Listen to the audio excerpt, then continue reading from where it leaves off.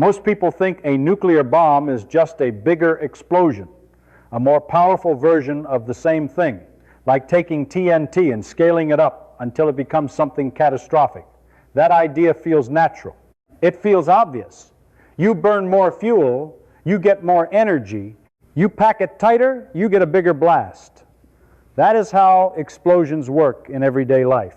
And because nuclear bombs create the largest explosions humans have ever seen, it is almost impossible not to assume they follow the same rule. Just bigger, just stronger, just more. But that intuition is completely wrong. A nuclear bomb is not a bigger version of a normal explosion. It is not even the same kind of event. The difference between a chemical explosion and a nuclear explosion is not a matter of scale. It is a difference in what layer of reality you are interacting with. One happens in the outer structure of atoms. The other reaches into the core of matter itself. And once you see that difference clearly, the entire idea of what an explosion is begins to change. Think about the explosions you are familiar with: fireworks, gasoline igniting, dynamite detonating, even something as simple as lighting a match. All of these feel different in intensity, but deep down they share the same mechanism. Something burns, something reacts, heat is released, gas expands, pressure builds, and then suddenly everything pushes outward at once. That is what we call an explosion. So when people hear nuclear bomb, they imagine the same story, just amplified to an extreme level. More heat, more pressure, a faster burn, a bigger fireball. But still, fundamentally, the same process. Now here is the uncomfortable part. None of those assumptions are actually true. A nuclear bomb does not rely on burning. It does not depend on fuel in the way gasoline or TNT does. And the energy it releases is not coming from the same place, not even close. The explosions you are used to belong to chemistry. They live in a world where atoms stay intact, where only their outer structures rearrange. Nothing truly fundamental is broken. The atoms are still there at the end, just reorganized into new molecules. But a nuclear explosion begins where chemistry completely stops. It does not rearrange atoms, it breaks them. And that single shift from rearranging atoms to breaking them changes everything. Because once you are no longer dealing with the outer structure of matter, you are no longer limited by the rules that govern chemical reactions. You are stepping into a domain where the amount of energy involved is on an entirely different scale, hidden beneath what we normally perceive as solid, stable reality. This is why the phrase "more powerful explosion" is actually misleading. It suggests continuity. It suggests that if you kept increasing the strength of a chemical explosion, you would eventually reach something like a nuclear blast. But that path does not exist. No amount of gasoline, no amount of TNT, no amount of chemical fuel will ever cross that boundary, because the boundary is not about quantity. It is about kind. You are not turning the same dial further. You are switching to a completely different machine. And this is the part most people never fully realize. The terrifying power of a nuclear bomb is not simply that it releases a lot of energy. It is that it accesses a source of energy that ordinary explosions never even touch. A source that has been sitting quietly inside matter the entire time, hidden behind a layer of physics that our everyday experience never reveals. So the real question is not why nuclear bombs are so powerful. The real question is this: if normal explosions only rearrange atoms, what happens when you stop rearranging them and start breaking them apart? If you want to understand why your intuition fails, you have to look carefully at what you already believe an explosion is. Because the problem is not that you know nothing. The problem is that what you know feels so correct that you never question it. In your mind, an explosion is something burning extremely fast. It is fuel reacting with oxygen. It is heat building up, pressure rising, and then everything violently expanding outward. That picture is so familiar that it becomes your default model for everything, from a firecracker to the largest bomb ever built. And on the surface, that model works. It explains why gasoline ignites, why gunpowder explodes, why dynamite shatters rock. But it quietly builds a hidden assumption into your thinking. It makes you believe that all explosions are just variations of the same process, differing only in scale and speed. More fuel, more heat, bigger explosion. Less fuel, less heat, smaller explosion. Simple, continuous, predictable. Now imagine taking that idea seriously. If explosions are just about burning faster and releasing more energy, then in principle you could keep increasing the amount of fuel and approach any level of destruction you want. A bigger tank of gasoline, a larger pile of TNT, a more concentrated mixture, step by step, you should be able to climb toward the energy of a nuclear blast. But in reality, that never happens. No matter how much chemical fuel you gather, no matter how perfectly you ignite it, you will never come close to the energy released by even a small nuclear device. And that is not a practical limitation. It is not because engineers have not tried hard enough. It is because chemical explosions are fundamentally capped by the physics they operate in. They live in a world where atoms remain intact, and that single constraint changes everything. When gasoline burns, the carbon and hydrogen atoms do not disappear. They simply rearrange into new molecules, like carbon dioxide and water. The electrons shift positions, bonds break and reform. Energy is released in the process, but only from those changes in the outer structure of atoms. The nucleus at the center of each atom remains completely untouched, like a locked core that chemistry cannot reach. So every explosion you have ever seen is happening on the surface of matter, not deep inside it. It is like scratching patterns on the outside of a safe without ever opening it. You can create sparks. You can generate heat. You can even produce violent pressure waves. But you are never accessing what is inside. And because of that, there is a hard ceiling on how much energy you can extract. This is why stacking more TNT does not change the nature of the explosion. It only increases the total amount of the same kind of energy. You are adding more scratches, not breaking the safe open. And this is exactly where intuition begins to break down. Because when people hear that nuclear bombs are more powerful, they imagine the same process pushed further.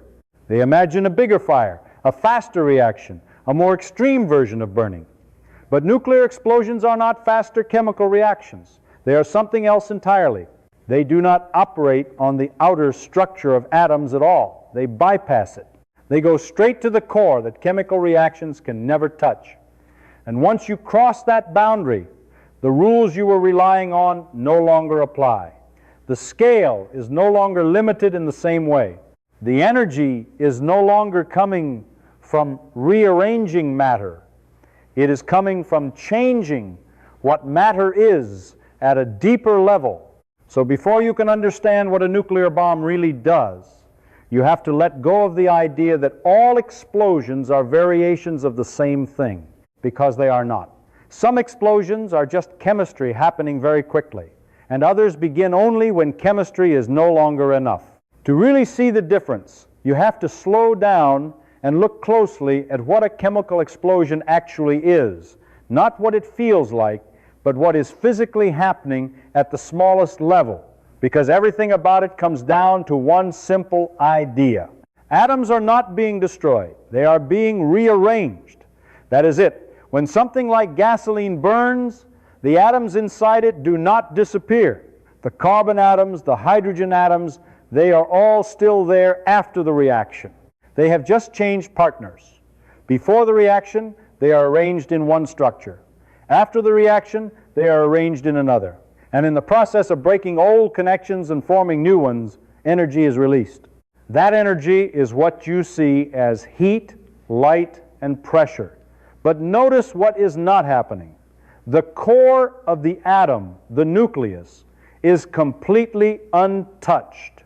It sits there unchanged, as if nothing fundamental has occurred. All the action is happening in the outer layer, in the region where electrons exist and interact. That is the entire domain of chemistry. It never goes deeper than that. You can make reactions faster, you can make them hotter, you can compress the materials, you can optimize every detail, but you are always playing the same game. You are breaking electron bonds and forming new ones. And those bonds have a fixed scale of energy. They are strong enough to create fire, to power engines, to produce explosions that can destroy buildings. But they are also limited in a very strict way, because electron interactions are only a tiny part of what holds matter together. The vast majority of an atom structure is concentrated in its nucleus, and chemistry simply does not have access to it. It is like working only on the outer shell of something massive, never touching the dense core inside. This is why even the most violent chemical explosion is, in a sense, superficial. It feels powerful because it releases energy quickly, but the amount of energy available is bounded by the scale of electron bonds. You can think of it as spending loose change, over and over again, never touching the actual vault. And this is the key insight that most people miss. Chemical explosions are not weak versions of nuclear explosions. They are fundamentally different processes operating under completely different limits. No matter how clever you are, no matter how much fuel you gather, you are never going to exceed that boundary because you are not accessing the part of matter where the larger energy resides. You are only reshuffling the outer structure. And that reshuffling, no matter how violent it looks, is still just rearrangement. Nothing essential is being broken. Nothing deep is being unlocked. The atoms remain intact, quietly holding on to something far more powerful than anything chemistry can release. And that raises a strange possibility. If all the explosions we are familiar with are only touching the surface of matter, then what exactly is hidden beneath that surface, inside the nucleus that chemistry can never reach? Once you understand that chemical explosions are only rearranging atoms, a deeper limitation begins to emerge. And this is where intuition really starts to break apart. Because at first glance, it still feels like you should be able to push chemistry further. Burn faster, compress harder, pack more energy into the same space. But no matter what you do, you keep running into the same invisible ceiling. And that ceiling is not technological. It is built into the structure of reality itself. Every chemical reaction is governed by the energy stored in electron bonds, and those bonds exist at a very specific scale. They are not infinitely strong, and more importantly, they are not where most of the energy of matter is stored. So, even in the most extreme chemical explosion, what you are really doing is releasing a relatively small amount of energy compared to what is actually contained inside the atoms involved. It feels violent because it happens quickly, but in terms of total energy, it is surprisingly limited.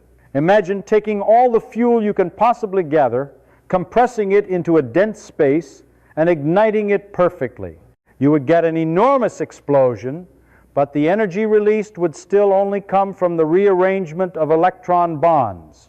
The nuclei of the atoms would remain completely untouched, still holding on to the vast majority of the system's energy. This is why chemical explosions scale in a very predictable way. Double the fuel, roughly double the energy, increase the density, increase the intensity. But the underlying mechanism never changes, and because of that, the total energy you can extract grows only in proportion to how much material you have. There is no sudden leap, no hidden multiplier, no point where the system transitions into something fundamentally different. It is a smooth, continuous scaling, and that continuity is exactly what misleads people. Because nuclear explosions break that pattern entirely. They do not sit at the far end of the same curve. They jump to a completely different curve altogether. And this is the key idea you have to hold on to. Chemical explosions are limited not because they are inefficient, but because they are operating in the wrong layer of physics. They are confined to the outer structure of atoms, where the available energy is relatively small.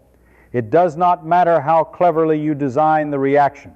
You are still only accessing a thin shell of what matter actually contains. The rest remains locked away, unreachable by any chemical process. This is why you cannot build a nuclear-level explosion by simply scaling up chemistry. You are trying to push a system beyond a boundary it physically cannot cross. It is like trying to break into a vault by scratching its surface harder and harder. No matter how much effort you apply, you are still interacting with the outside, never the inside. And this is the moment where the real question becomes unavoidable. If chemistry can only ever touch the surface of matter, then what is actually inside the nucleus that makes it so different? And why does accessing it change the scale of energy so dramatically? To answer that, you have to step into a completely different layer of reality, one that chemistry never touches.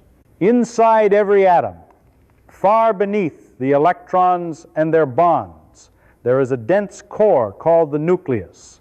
And unlike the outer structure, which is relatively loose and easy to rearrange, the nucleus is held together by forces that are unimaginably strong. Protons and neutrons are packed tightly together, bound by what physicists call the strong nuclear force, and this force operates on a scale that makes chemical bonds look almost insignificant by comparison. This is where most of the mass of the atom lives, and more importantly, this is where most of its energy is stored. But that energy is not obvious. It does not glow. It does not leak out. It sits there, locked into the structure of the nucleus, giving the impression that matter is stable and unchanging. And for everyday life, that illusion works perfectly. You can hold a piece of metal in your hand and feel nothing unusual. It seems solid, quiet, inert. But that stability is deceptive, because what you are really holding is a system under tension, held together by forces that are constantly balancing each other. The protons in the nucleus are all positively charged, which means they repel each other. They should be flying apart. The only reason they do not is because the strong nuclear force is holding them together, overpowering that repulsion at extremely short distances. So the nucleus is not a calm structure. It is a tightly packed system where enormous forces are in constant equilibrium. And that equilibrium stores energy. Not in the way a battery stores energy, but in the way a compressed spring stores energy, except on a scale far beyond anything we experience directly. Now here is the crucial shift. In a chemical reaction, you never disturb this balance. You never touch the nucleus. You only rearrange the outer electrons, leaving that massive store of energy completely untouched. But in a nuclear process, you break that rule. You interfere with the nucleus itself. And when you do that, you are no longer dealing with small adjustments in energy. You are changing the structure of something that is held together by the strongest forces in nature. This is why the energy difference is so extreme. It is not that nuclear reactions are just more efficient. It is that they are tapping into a completely different reservoir, one that chemistry cannot access at all. And when a nucleus is split, that carefully balanced system is disrupted. The pieces that result are no longer held together in the same way, and the difference in that binding is released as energy. Not a little bit of energy, but a vast amount compared to anything produced by rearranging electrons. This is the moment where the analogy of a bigger explosion completely collapses. Because nothing in chemistry prepares you for what happens when the nucleus itself is involved. You are no longer scratching the surface. You are opening the vault. And once that vault is opened, even slightly, the scale of what comes out is enough to redefine what an explosion can be. So the real difference is not speed, it is not intensity, it is not even just the total energy. It is the fact that nuclear reactions access a level of reality that is normally hidden, a level where matter itself is storing energy in a way that our everyday experience never reveals. And that leads to an even more unsettling realization. If that much energy is locked inside the nucleus of every atom, then why does it stay hidden most of the time? And what exactly does it take to unlock it? The reason that energy stays hidden most of the time is because the nucleus is incredibly stable under normal conditions. And more importantly, it is extremely difficult to disturb. You cannot just heat it like you would a chemical reaction. You cannot simply compress it slightly and expect it to fall apart. The forces holding it together are so strong and act over such tiny distances that everyday processes never come close to affecting them. This is why the world feels stable. This is why matter does not spontaneously release enormous amounts of energy all around you. The energy is there, but it is locked behind a barrier that ordinary interactions cannot cross. And that barrier is what gives matter its calm appearance. But stability does not mean permanence. It means balance. And balance can be broken if the right conditions are created. Inside certain types of atoms, especially very heavy ones, the nucleus is already under a kind of internal strain. There are many protons packed together, all repelling each other, and although the strong nuclear force is holding them in place, the system is not perfectly comfortable. It is more like a tightly stretched structure, stable, but only just. And in that state, it becomes possible to trigger a change. Not easily, not accidentally, but under the right conditions. When that happens, the nucleus can split into smaller pieces. And when it does, something subtle but profound occurs. The new pieces are actually more stable than the original structure. They fit together in a way that requires less internal tension. And because of that, the excess energy that was required to hold the original nucleus together is suddenly no longer needed. That energy has to go somewhere, and it is released. This is not energy being created. It is energy that was already there, hidden in the structure of the nucleus, now being set free because the system has moved into a lower energy state. And this is where one of the most counterintuitive ideas in physics appears. When a nucleus splits, the total mass of the resulting pieces is slightly less than the mass of the original nucleus. Not by a large amount, but enough to matter. That missing mass has not vanished. It has been converted into energy. This is the meaning behind one of the most famous ideas in physics, the connection between mass and energy. Matter itself can be a form of stored energy, and under the right conditions, a tiny fraction of that mass can be released in a dramatic way. This is why nuclear energy is so different from chemical energy. In chemistry, mass stays essentially the same. You are rearranging atoms, but their total mass does not meaningfully change. In nuclear reactions, even a small change in mass corresponds to a very large amount of energy. And that is the hidden multiplier that chemistry does not have. You are no longer limited to the energy of electron bonds. You are tapping into the energy equivalent of mass itself. But even here, something important must be understood. A nuclear bomb does not convert all of its mass into energy, not even close. Only a very small fraction is actually transformed. And yet that tiny fraction is enough to produce an explosion on a scale that chemical reactions cannot approach, which leads to an unsettling realization. The power of a nuclear explosion does not come from using up a large amount of matter. It comes from accessing a process where even a small amount of matter can release an enormous amount of energy. And once you see that clearly, the question shifts again. Because now it is not just about how much energy is available. It is about how that energy is released and how a process can grow fast enough to unleash it before the system tears itself apart. At this point, the picture becomes even stranger, because the true power of a nuclear explosion is not just about how much energy is available, but how quickly that energy can be released. And this is where everything shifts from being impressive to being uncontrollable. Because even if you have access to a huge amount of energy, it does not mean much unless it can be unleashed before the system falls apart. In most situations, energy release is limited by time. A fire burns gradually. Fuel is consumed step by step. The system has time to expand, to cool, to dissipate, but a nuclear reaction does not follow that pattern once it begins under the right conditions. Instead, it triggers something far more dangerous, a process that feeds on itself.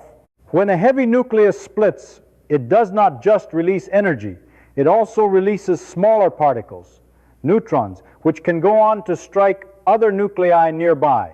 And when those nuclei split, they release more neutrons, which then trigger even more splits. This is not a linear process. It is exponential. One event becomes 2, 2 become 4, 4 become 8. And in an incredibly short amount of time, the number of reactions explodes beyond anything intuitive. This is what is known as a chain reaction, and it is the true engine behind a nuclear explosion. Because now the question is no longer how much energy a single nucleus can release. It is how many nuclei can be triggered before the system breaks apart. And this is where timing becomes everything. Each individual reaction happens extremely quickly, but what matters is how many of them can occur in sequence, each one amplifying the next. If the process grows fast enough, it can release a massive amount of energy in a fraction of a second. But if it grows too slowly, the material will simply fly apart before most of the reactions can occur, and the energy will be dispersed without producing a large explosion. So the entire system is balanced on a razor's edge. It must sustain the chain reaction just long enough for it to multiply, but not so long that it stabilizes. It is a race between the reaction growing and the system tearing itself apart. And when that race is won by the reaction, the result is what we recognize as a nuclear explosion. This is why the destructive power is so extreme. It is not just that the energy exists. It is that the system is able to release a significant portion of it almost instantaneously. There is no slow burn, no gradual buildup, just a rapid runaway process that overwhelms everything before it can respond. And this leads to a deeper realization that most people never consider. The danger of a nuclear bomb is not simply the amount of energy it contains.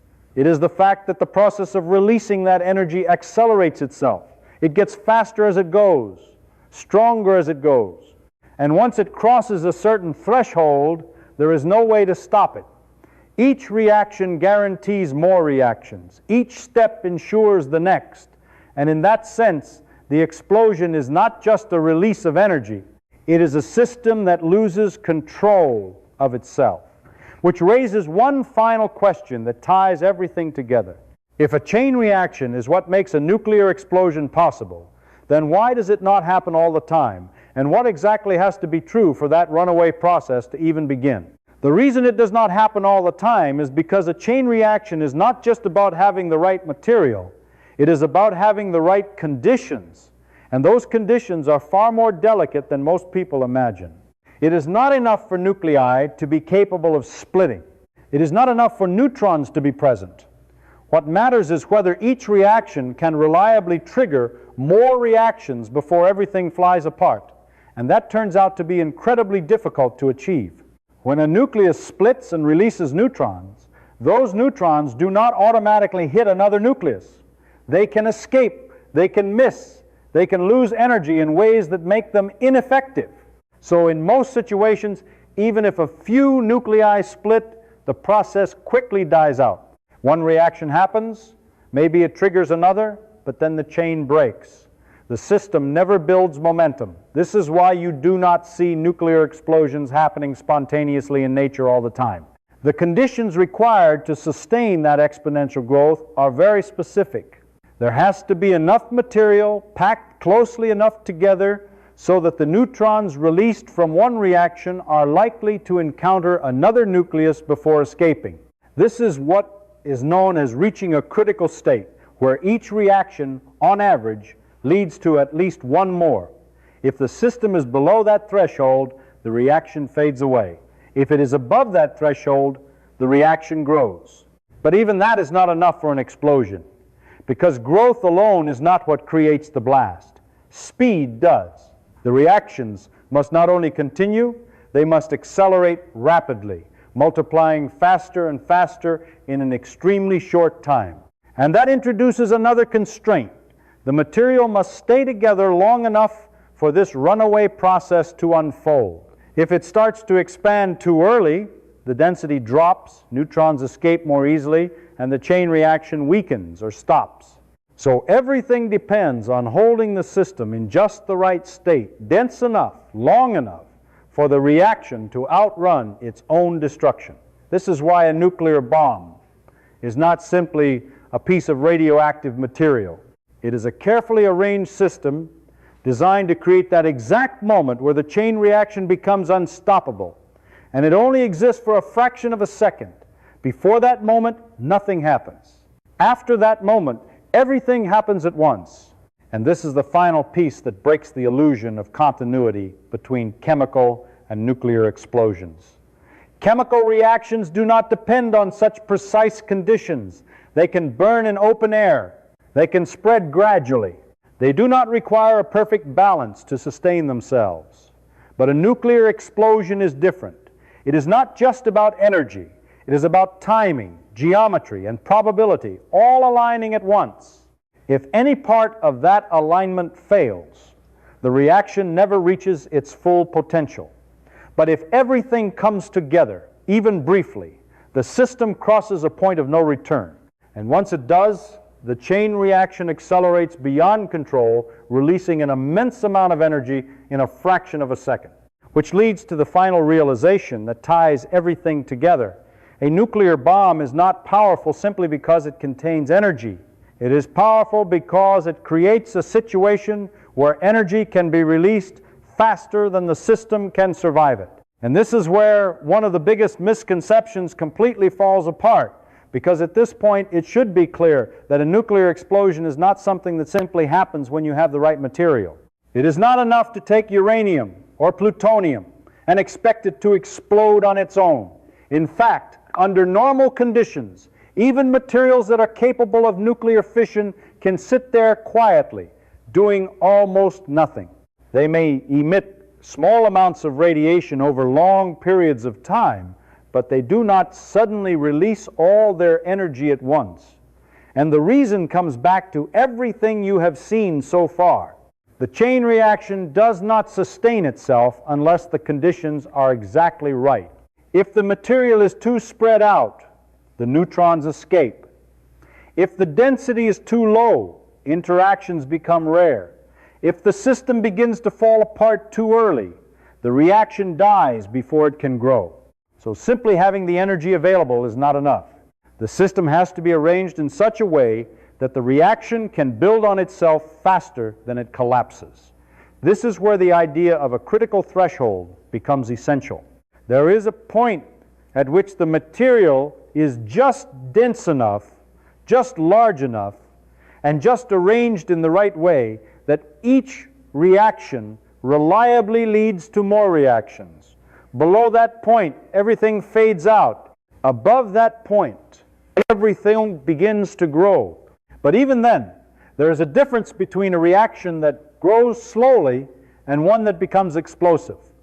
A slow chain reaction can be controlled.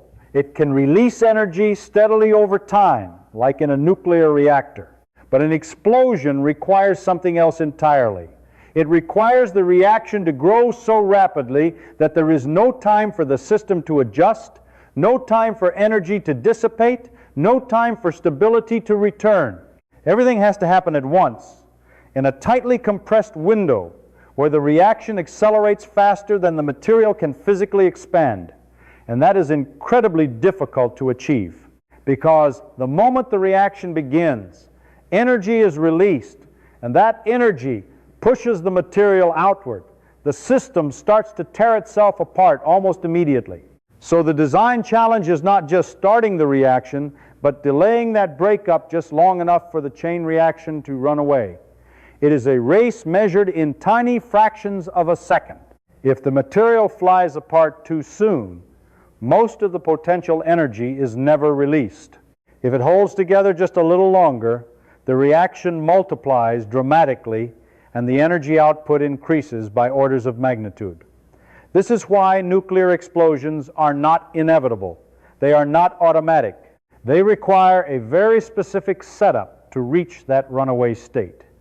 And without that setup, the same material that could produce an enormous explosion remains relatively quiet and controlled. This is the final break from everyday intuition.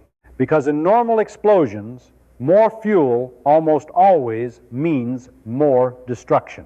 But in nuclear systems, More material does not guarantee anything unless the conditions for a sustained, accelerating chain reaction are met. The system has to cross a very precise threshold, and only then does the true nature of the energy inside matter reveal itself. And once that threshold is crossed, there is no gradual increase. There is no smooth transition. There is only a sudden shift from almost nothing to overwhelming release, which brings everything to a single, unavoidable conclusion. The power of a nuclear bomb does not come from what it contains, but from how perfectly it is able to unlock it in a fraction of a second. And when you step back and look at everything together, the idea of a nuclear bomb changes completely. It stops being just a weapon, just an explosion, just a larger version of something familiar, and instead becomes a window into something much deeper about reality itself. Because what this entire process reveals is not just how destructive these devices are, but what matter actually is. All along, the world around you has seemed stable, solid, predictable. Objects sit still. Materials feel inert. Nothing about ordinary experience suggests that there is anything extraordinary hidden inside the atoms that make up everything you see. But that impression is misleading, because beneath that calm surface, matter is not quiet at all. It is structured. It is under tension.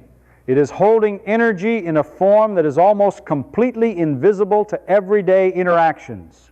Chemical processes never reveal this because they never go deep enough. They move things around on the surface, reshaping the outer structure without ever disturbing the core. So you grow up thinking that energy comes from burning, from motion, from visible change. But nuclear physics forces you to confront a different idea. That energy is not something you always have to create. Sometimes it is something that is already there, locked into the structure of matter itself, waiting for the right conditions to be released. And this is the final shift in understanding. A nuclear bomb does not create energy out of nothing. It does not invent power. It reveals it. It exposes a layer of reality that is normally hidden, where mass and energy are not separate concepts, but different forms of the same thing. And once you see that, the explosion itself becomes almost secondary. The real insight is not the blast, not the fireball, not the destruction. It is the realization that even the most ordinary piece of matter contains within it an amount of energy far beyond anything you would ever suspect. The bomb is just the mechanism that forces that hidden truth into the open. And that is what makes it so unsettling, because it means that the world is not as simple as it appears. It means that stability is not the absence of energy, but the result of forces perfectly balanced, holding that energy in place. And it means that under the right conditions, even a small disruption of that balance can release something immense. So the next time you think about a nuclear explosion, it is worth remembering that the most important thing about it is not how big it is or how fast it happens. It is what it reveals. That matter is not just stuff. It is stored energy. And the terrifying truth is not that we built something powerful, but that we discovered how to unlock what was already there all along.